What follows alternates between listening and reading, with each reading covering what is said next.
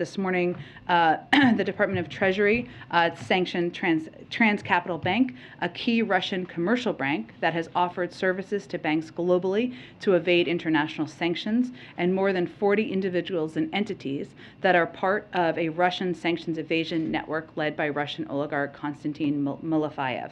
We have also imposed sanctions on companies in Russia's virtual currency mining industry that operate vast server farms and provide revenue to the Russian government.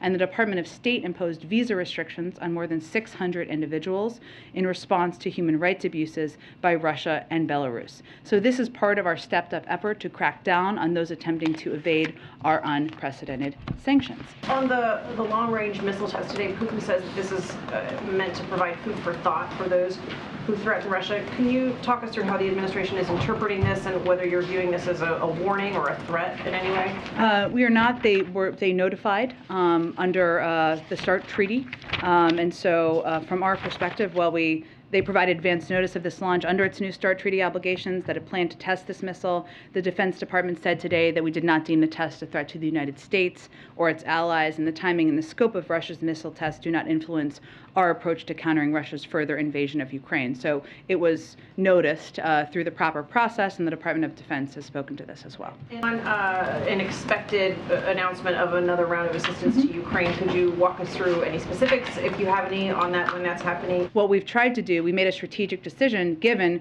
we've seen Russia reposition their troops and their military to the eastern part of Ukraine to fight a different kind of war on the ground, which will be more,